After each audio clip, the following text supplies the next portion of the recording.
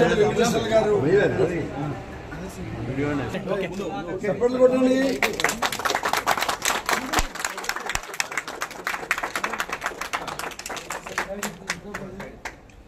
Side అమేసి గారు, ముత్తంశెట్టి వెంకటేశ్వర గారు వస్తారా?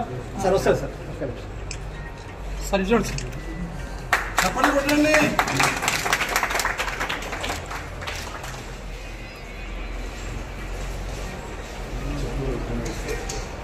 అంటే పని భత్తులు ఉన్నప్పటికీ కూడా కొంత సమయాన్ని కేటాయించుకొని అతిథి సత్కారాన్ని చేస్తుంది యాదాద్రి భువనగిరి జిల్లా రైస్ మిల్లర్ అసోసియేషన్ పక్షాన. నాగేంద్ర గారికి, పసుపునూరు మనోహర్ గారు అనేక మందికి స్ఫూర్తిని కలిగినటువంటి గొప్ప వ్యాపార నిపుణత కలిగినటువంటి వారు.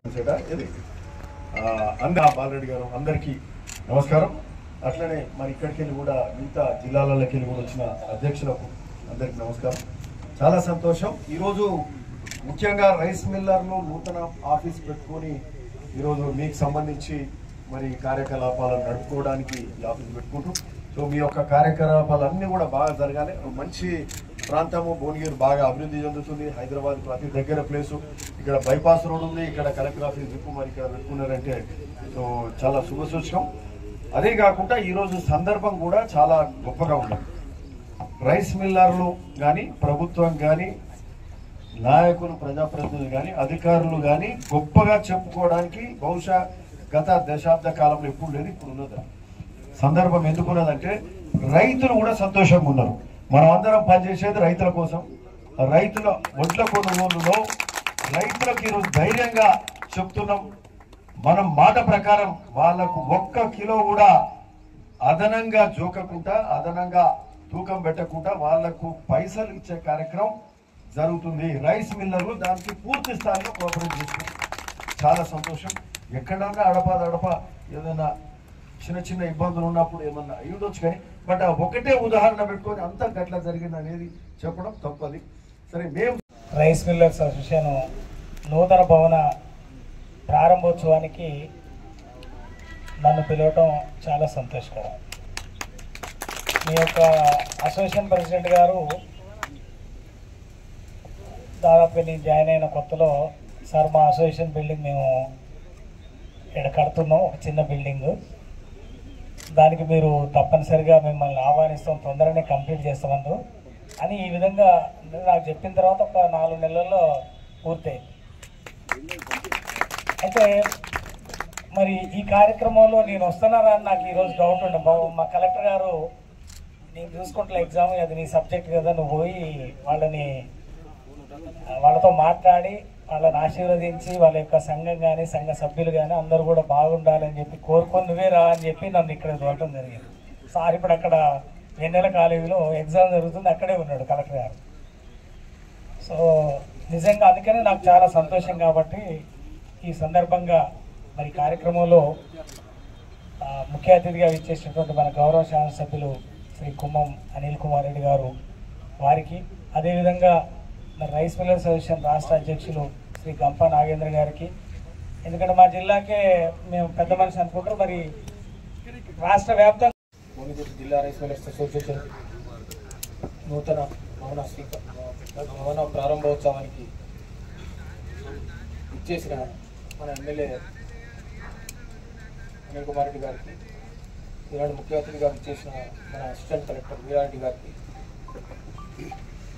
వేదికను అలంకరించిన పెద్దలకు, మరియు ముఖ్యంగా యాదాద్రి జిల్లా అధ్యక్షుడు వెంకటేశం గారికి, కార్యదర్శి మల్లారెడ్డి గారికి, కోశాధికారి అశోక్ గారికి, పాత్రికేయులకు, నా తోటి రైస్ మిల్లర్లందరికీ, ఇతర ప్రముఖులకు, ఇతర జిల్లా నుంచి వచ్చిన అధ్యక్షులకు అందరికీ హృదయపూర్వక నమస్కారం.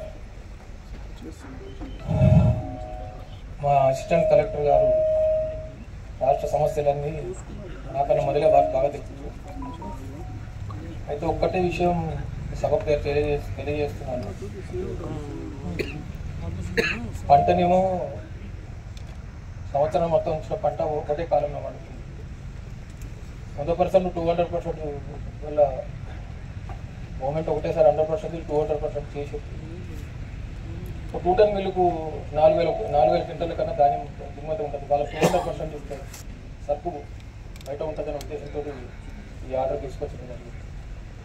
కెపాసిటీ ప్రకారం ఇస్తే పెద్ద మిల్లులకు భువనగిరి అసోసియేషన్ బిల్డింగ్ నూతన బిల్డింగ్ ప్రారంభోత్సవానికి మన లోకల్ శాసనసభ్యులైన ఎమ్మెల్యే కుంభం అనిల్ కుమార్ రెడ్డి గారికి మరియు మన అడిషనల్ కలెక్టర్ వీరారెడ్డి గారికి, స్టేట్ ప్రెసిడెంట్ అయిన నాగేంద్ర గారికి మరియు అవైసీ గారికి, గ్రంథాలయ చైర్మన్ గారికి మరియు మార్కెట్ చైర్మన్ రేఖా బాబురావు గారికి మరియు మన స్టేట్ ప్రధాన కార్యదర్శి మోహన్ రెడ్డి గారికి, మన స్టేట్ ట్రెజరర్ గారు చంద్రపాల్ గారికి, మిగతా పక్క జిల్లా ప్రతినిధులందరికీ మా ఆహ్వానాన్ని మన్నించి ఈ అసోసియేషన్ బిల్డింగ్ ప్రారంభోత్సవానికి వచ్చినందుకు మీకు కృతజ్ఞతలు తెలుపుతున్నాను. మా జిల్లాలో మన అడిషనల్ కలెక్టర్ గారి స్పీచ్లో మా జిల్లాలో 3 లక్షల టన్నులు ప్యాడీ వచ్చినా కానీ ఒక్క కేజీ కూడా కట్టు కాకుండా మేము ధాన్యం రైతుల పక్షాన, ప్రభుత్వం పక్షాన ఎలాంటి ఇబ్బందులు పెట్టకుండా ధాన్యం తెచ్చుకున్నాము. ఇంకా కూడా మన జిల్లా ఇప్పటికీ 55 మిల్లులు ఉన్నాయి. ఇంకా అనతి కాలంలోనే ఇంకా 20-30 మిల్లులు వచ్చే సూచనలు ఉన్నాయి. ఎందుకనగా బస్వాపూర్ ప్రాజెక్టు ఒకటి, గంధమాల ప్రాజెక్టు, ఇవన్నీ కూడా ఆల్రెడీ షార్ట్లీ